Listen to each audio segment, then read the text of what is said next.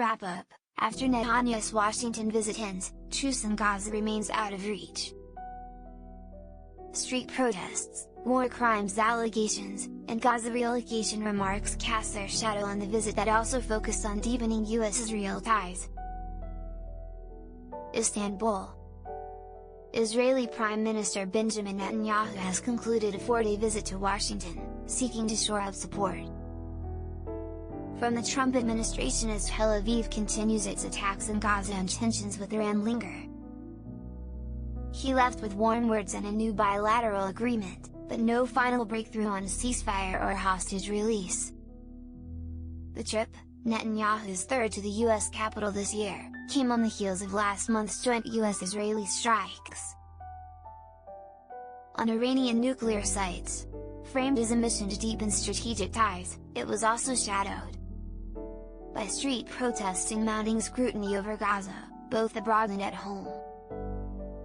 Throughout his meetings, Netanyahu lauded the bilateral relationship, declaring after a meeting with US House Speaker Mike Johnson that the partnership had reached an unprecedented level.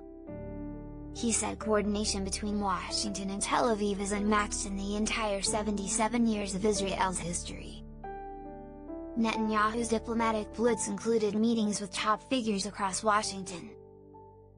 A primary focus of these contacts was the war in Gaza and securing a ceasefire in Gaza and the release of hostages. The issue dominated back-to-back meetings, including a private dinner with US President Donald Trump on Monday, and a follow-up Oval Office session on Tuesday with Vice President J.D. Vance. While no final agreement was announced, US officials signaled progress.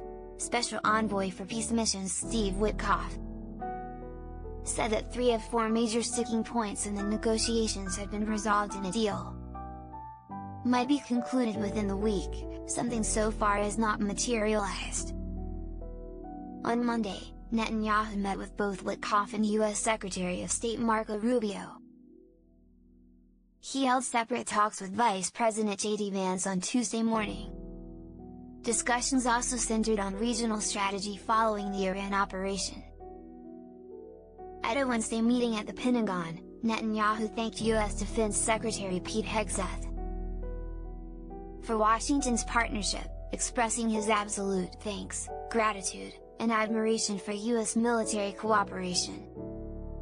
His outreach extended to the Capitol, where he met with Speaker Johnson in a bipartisan session of senators that included Majority Leader John Thune and Minority Leader Chuck Schumer.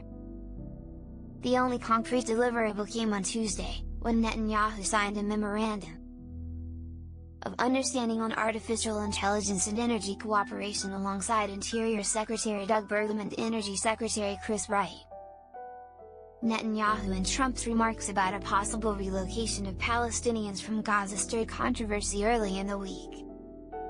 The issue arose Monday when US President Trump, asked about a relocation plan, said the US has great cooperation from surrounding countries to accept Palestinians. Netanyahu added that they were getting close to finding several countries, adding that Palestinians wishing to leave should be given the freedom of choice to leave. On Wednesday, Netanyahu sought to clarify the position and deny any such intent, stating that he and Trump share a common goal on Gaza that does not include forced removal. "We're not pushing out anyone," Netanyahu said, "that Palestinians should have the freedom of choice," he said, adding but nothing more than that, no coercion, no forcible dislocation. However, he added Thursday that hopes for a sweeping resolution remain out of reach. A comprehensive agreement to release all hostages was not achievable. He told families of Israeli hostages held by Palestinian groups in Gaza. While Netanyahu courted lawmakers inside, protesters massed outside on Washington's streets. Demonstrations began Sunday outside the White House and continued throughout his visit. From Sunday through Thursday, demonstrators gathered outside the White House, the Capitol, and key government buildings. Groups like American Muslims for Palestine, AMP, CARE, and Code Pink-led Chanson condemned the visit. "This is not a diplomatic visit, this is a disgrace," said Robert McCall, CARE's Director of Government Affairs. "Every handshake, every deal, every photo op, with Netanyahu, with American leaders stains the hands of all Americans with the blood of children from Gaza." Osama Abu Rashid of AMP called on Trump to go beyond vague diplomacy and half measures and demand a permanent ceasefire. On Tuesday, as Netanyahu arrived at the capital, protesters with Palestinian flags chanted "Free Palestine!" and held signs reading "Stop arming Israel" and "Netanyahu is a war criminal." Last November, the International Criminal Court issued arrest warrants for Netanyahu and his former defense minister Yoav Gallant for war crimes and crimes against. The Israeli army has killed nearly 57,800 Palestinians, most of them women and children.